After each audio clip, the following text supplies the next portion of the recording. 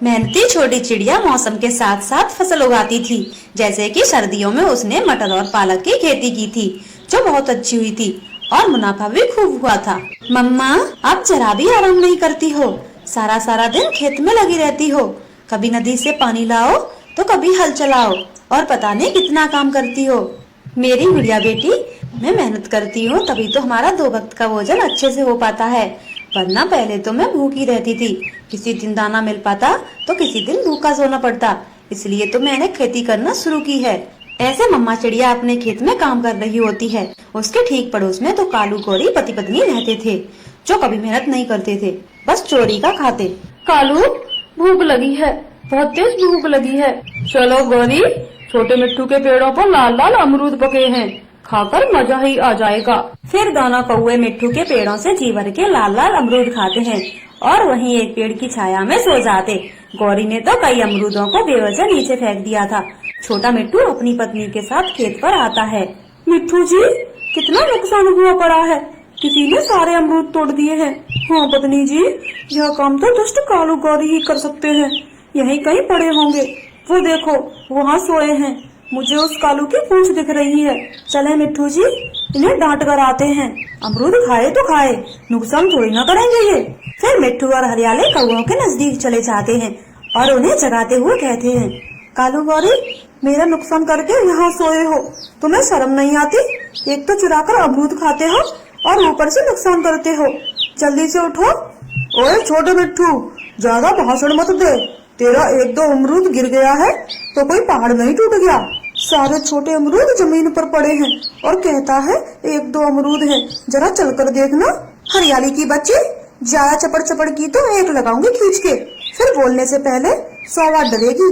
तुम दोनों को तो शर्म आती नहीं है, इधर उधर बस मुंह मार के अपना पेट भरते हो, मेहनत करना तो जानते ही नहीं हो, भिखारी कहीं के। हमारी इतनी बेइज्जती, वो भी इन बिंदियों के सामने, तुम्हें तो मैं बताती हूँ। ऐसा बोलकर गौरी कभी हरियाली को मारने लगती है। कालू कौआ भी छोटे मिट्टू को खूब मार लगाता है।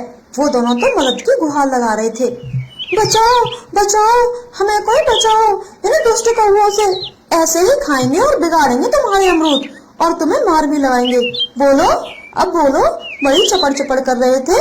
लड़ाई झगड़े की आवाज सुनकर चिड़िया वहाँ आ जाती है और कौओं को रोकते हुए बोलती, कौओ, क्यों मार रहे हो बेचारे तोतों को, इनका कसूर क्या है?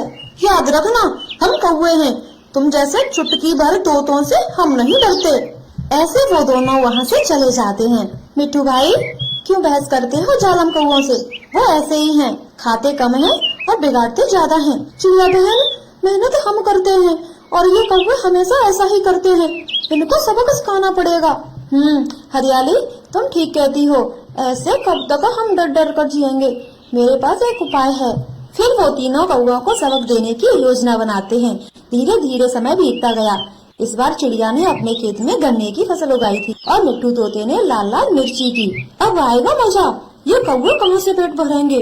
चिड़िया के खेत में गन्ने हैं और हमारे खेत में लाल लाल मिर्च, जो कौवे खा नहीं सकते। ठीक कहा आपने, अब इन कौओं को पता लगेगा कि भूख क्या होती है। ऐसे वो दोनों अपने अपने खेतों में काम कर रहे थे। समय बीत रहा था, गर्मियों के दिन आ चुके थे। कालू गौरी को तो तेज भूख लगती है। कालू, भूख लगी है, चलो बाहर से कुछ खा कर आते हैं। हाँ हाँ चलो, हर बार की तरह मिट्टू ने आम उगाए होंगे, चलो मजे से रसीले रसीले आम खाते हैं। फिर वो दोनों जल्दी जल्दी छोटे मिट्टू के खेत में आ जाते हैं, मगर वहाँ तो मोटी मोटी सुर्ख लाल मिर्च लगी थी। कालू, ये क्या सुर्ख लाल मिर्च? गौरी, लगता है इस बार मिट्टू तोते ने आम की जगह मिर्च उगाई है, उसको तो लाल मिर्च बहुत पसंद है। कालू, लेकिन अब हमारा क्या होगा? हम थोड़े ना ये मिर्ची खा सकते हैं। गौरी चलो, चिड़िया के खेत में चलते हैं, वो तो गर्मियों में अंगूर की ही खेती करती है। हाँ, ये तो मैं भूल ही गई थी, अंगूर मेरे फेवरेट हैं। अब जल्दी चलो। फिर भूख से तड़पते हुए कालू गौरी चिड़िया के खेत में घुस जाते हैं, लेकिन वहाँ भी गन्ने की लहराती फसल खड़ी थी। कालू, ये क्या है पत्थर जैसा? चोंच मारते ही मेरी चोंच टूट जाएगी। गौरी, यह गन्ना है, लगता है इस बार छोटे चिड़िया ने अंगूरों की जगह गन्ने की खेती की है, अब हमारा क्या होगा? ऐसे वो दोनों वहाँ से भी लौट जाते हैं। यह देखकर चिड़िया तो खूब हंसती। दुष्ट कामचोर, अब खाकर दिखाओ हमारी मेहनत से उगाई हुई फसलें। अब भूख से जब दर दर भटकेंगे तभी इनको पता चलेगा कि मेहनत करके ही खाना चाहिए। मम्मा, कौवे तो चले गए, लेकिन क्या हम भी भूखे रहेंगे? क्योंकि गन्ना तो हम भी नहीं खा सकते। नहीं गुड़िया बेटी, हम क्यों भूखे मरेंगे? रुको, मेरे पास कुछ है। फिर चिड़िया एक संदूक से एक जूस बनाने वाली मशीन निकालती है। गुड़िया गन्नों के छोटे छोटे टुकड़े करके मिक्सी में डालती है। थोड़ी देर में गन्ने के रस से गिलास भर जाता। लो गुड़िया बेटी, पीकर बताओ कैसा है। वाह मम्मा, ये तो बहुत ज्यादा स्वादिष्ट है, मीठा मीठा और ठंडा ठंडा। अब तो गर्मियों में हमारे मजे आएंगे। फिर वो दोनों माँ बेटी मजे से गन्ने का जूस पीती हैं। इधर कौवे भूखे भटक रहे थे। वो एक आम की फसल में घुस जाते हैं। गोरी, ये आम का बाग पहलवान चील का है। कालू, भूख के मारे खड़ा भी नहीं हुआ जाता, जल्दी से आम चुरा के भाग जाते हैं। ऐसे वो जल्दी जल्दी आम तोड़ लेते हैं।